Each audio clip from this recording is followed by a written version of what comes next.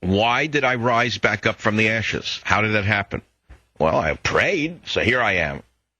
But I also made a commitment, and the commitment was get rid of the lice that you know. Don't talk to them. Don't let them near you.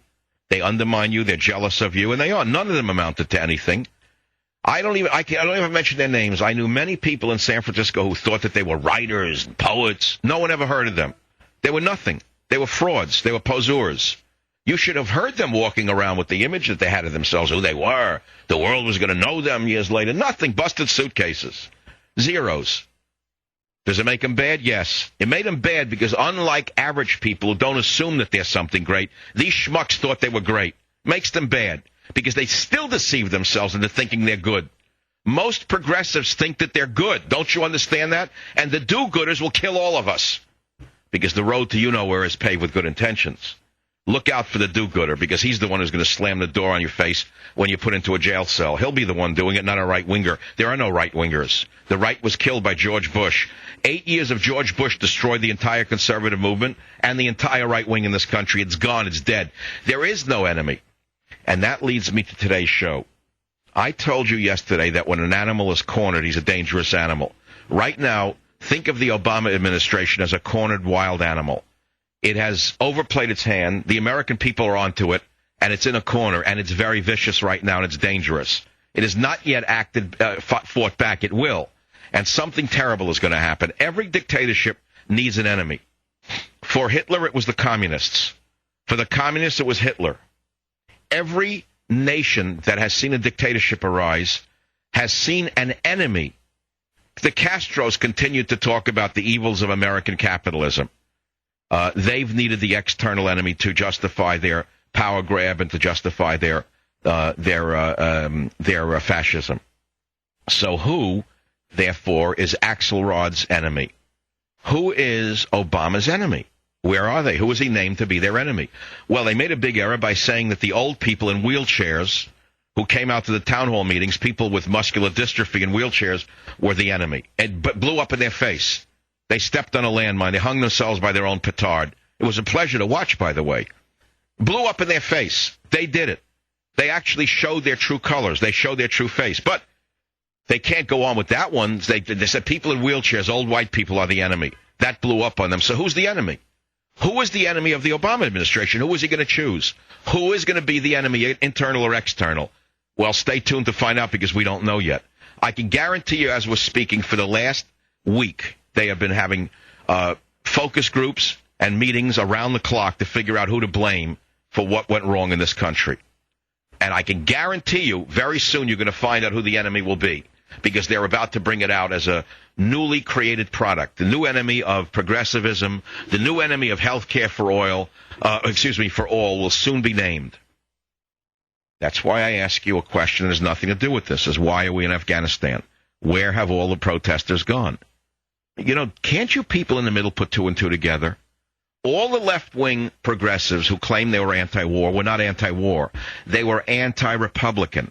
They were anti-conservative.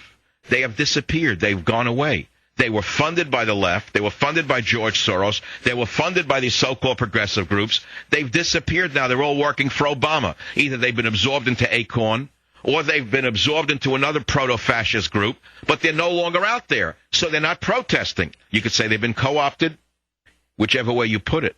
There is no anti-war movement because there never was one. It was an anti-Republican movement.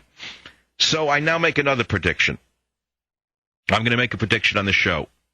After all of this domestic policy dispute is over, and it may be over sooner rather than later, there's going to be a growing anti-war movement in this country, and it's going to come from the conservative base. That's right, you heard me. The liberals of today are the conservatives of yesterday and vice versa. There will be an anti-war movement in this country, and it will come from the conservative base. It will come from ex-military in particular who understand that they're not Hessians, understand that the U.S. military should not be used as a Hessian force, a force for hire, and they're going to protest this war. It's going to come from within. That's my prediction.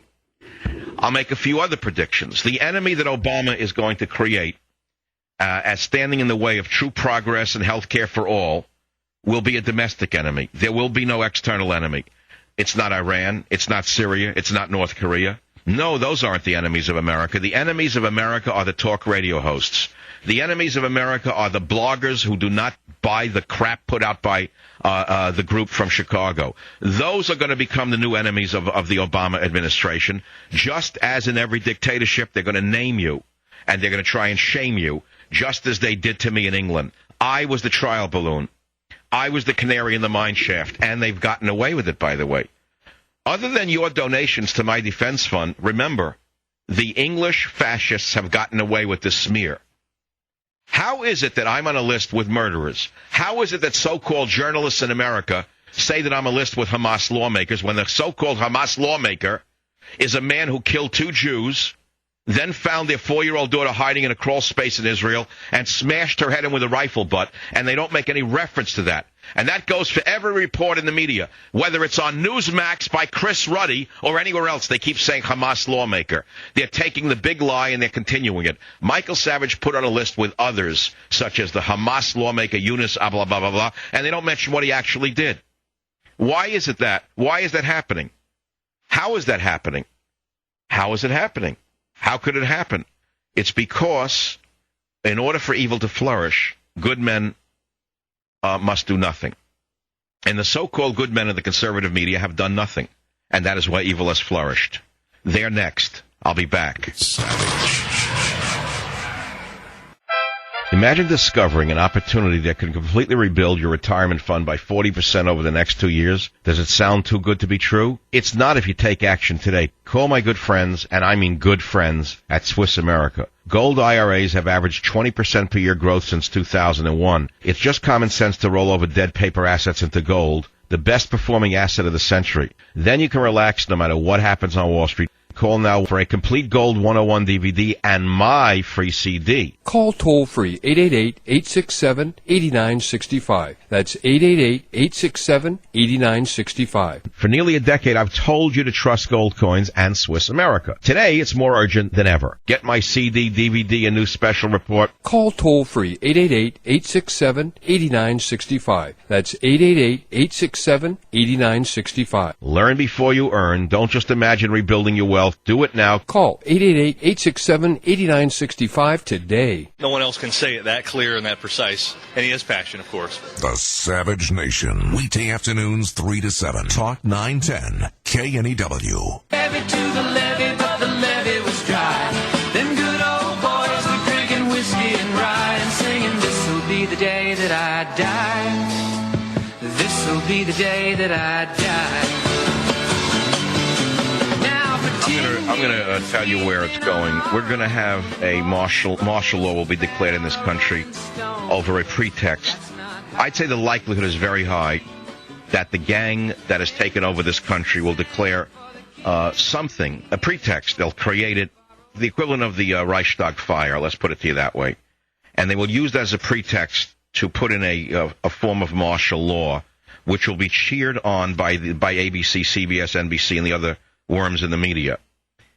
And I will tell you what they will use. I don't know what they're going to use. I don't know what crisis they're going to gin up, but they're going to do something. And I'm going to read you something now. Just before the Bolshevik Revolution in Russia in 1917, late fall 1917, which resulted in the rise of the communists, the rise of the Soviet Union, this is what was going on. There was a crisis affecting every aspect of society. The policies of the government had brought the country to the brink of catastrophe. There was disorder in industry and transport. There was difficulty in obtaining provisions, which, by the way, hasn't happened yet here. Gross industrial production in that year had decreased by over 36% from what it had been in the previous year. In that autumn of 1917, as much as 50% of all enterprises were closed down in major industrial centers. That has not happened yet here, leading to mass unemployment. At the same time, the cost of living increased sharply. That has not yet happened here because the Federal Reserve crooks are manipulating it. The real wages of workers fell about 50% from what they had been just 4 years before. That has happened. The national debt in October of 1917 in Russia had risen fourfold. That has happened. Of this, debts to foreign governments constituted more than over 20% of the debt. What percent of our debt in this country is debt to foreign governments such as China and Saudi Arabia? Is it 20% or higher? The country, meaning the Russia, faced the threat of financial bankruptcy. Well, we are bankrupt. We're just living on basically printed money. And the conditions I read to you describe Russia in 1917, just prior to the Bolshevik Revolution. Now, many of you understand what the Bolshevik Revolution was. Now it led to the collapse of Russia, the rise of the Soviet Union, and communism, etc., and the prison camps, the death camps, the work camps. And you say it can't happen here, and I'm telling you it is happening here. In my opinion, you can call it anything you want. I am not blind to history. I don't give a rat's behind what the vermin in the media say. I am giving you one man's opinion. And since when is one man's opinion illegal? Since when is it illegal for me to bring up historical comparisons and present them as a model of what I think is happening right now? When did that become illegal? When did history itself become illegal? Well, history became illegal in the Soviet Union. They rewrote the history that was inconvenient.